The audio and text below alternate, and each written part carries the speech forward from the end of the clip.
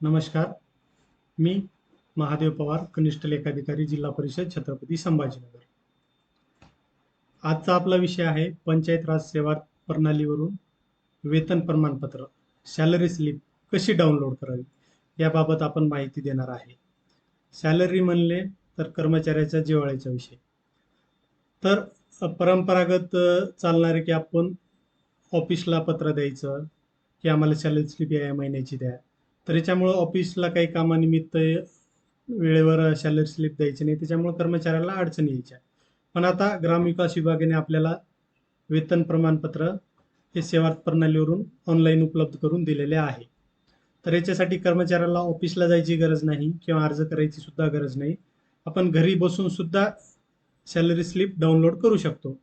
ती कशा पद्धतीने डाउनलोड करायची याबाबत आपण संपूर्ण माहिती देणार आहे.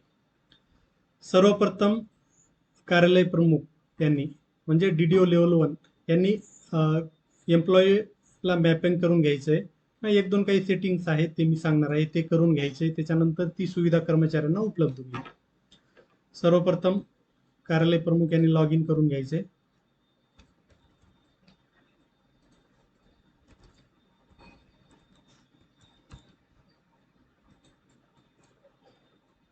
लॉग इन झाल्यानंतर वर्क लिस्ट, पेरोलमध्ये एम्प्लॉयमेंट कॉर्नर मॅपिंग.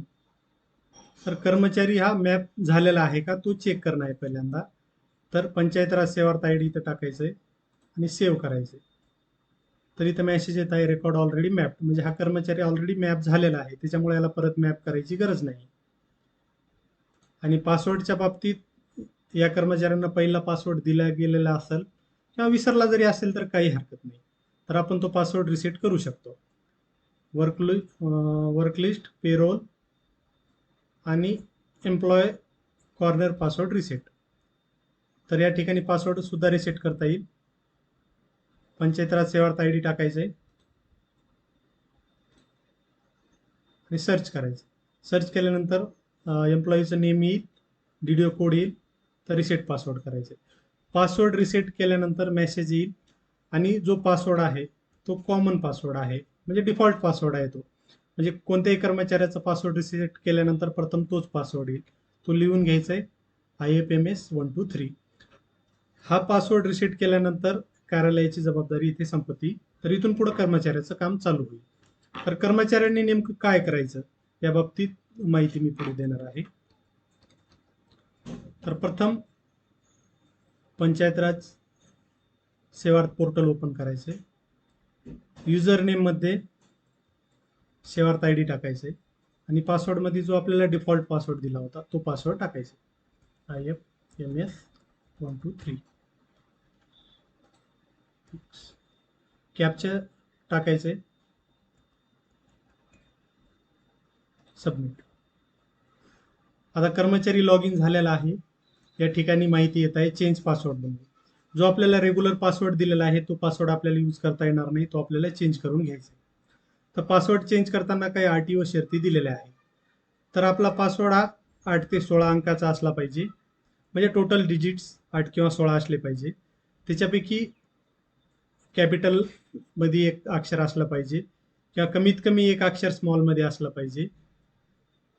सेकंड नंबरची नोट आहे अल्टेस्ट 1 स्पेशल कॅरेक्टर, म्हणजे जे हे @ हॅश, पर्सेंटेज अँड हे चिन्ह दिलेले आहे, तर त्याच्यापैकी कोणताही एक चिन्ह आपण पासवर्डमध्ये वापरला गेला पाहिजे.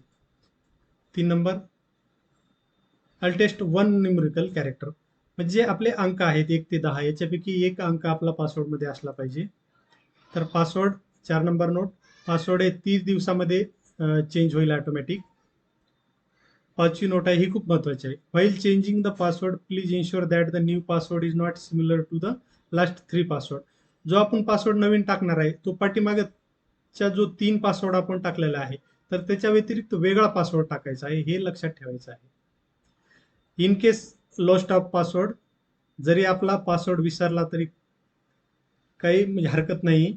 तर आपल्याला जो कार्यालय प्रमुख आहे किंवा DDO लेवल 1 आहे त्यांना आपण रिक्वेस्ट करायची की आमचा पासवर्ड रिसेट करून द्या, ते रिसेट करून देतील.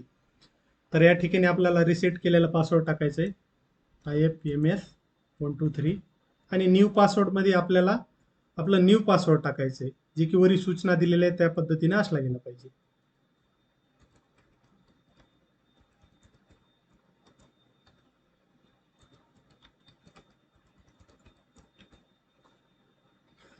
कन्फर्म करायचं पासवर्ड परत आणि सेव्ह करायचं.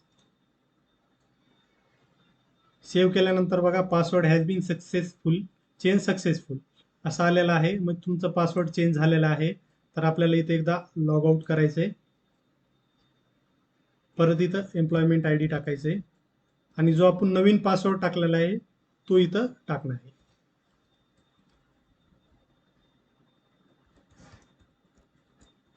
कॅप्चर टाकायचे,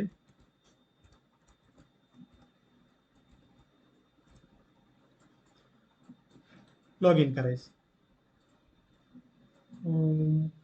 ठीक आहे, परत एकदा टाकू आपण.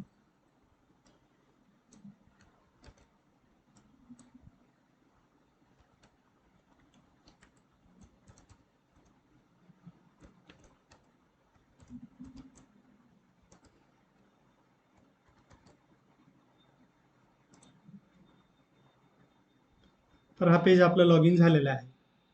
तर याच्यामध्ये कर्मचाऱ्याचं नाव वगैरे येईल. आपल्याला रिपोर्टमध्ये जायचं आहे.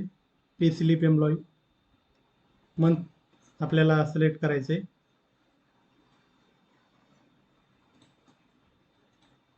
वर्ष सिलेक्ट करायचे आणि जनरेट करायचे. जनरेट केल्यानंतर हे पेज दिसल. त्याच्यामध्ये तुम्हाला प्रिंटवरती क्लिक करायचं आहे. तुम्ही प्रिंट पण देऊ शकता किंवा PDF पण डाउनलोड करू शकता. तर अशा पद्धतीनं सॅलरी स्लिप तुम्ही डाउनलोड घरी बसल्या करू शकता.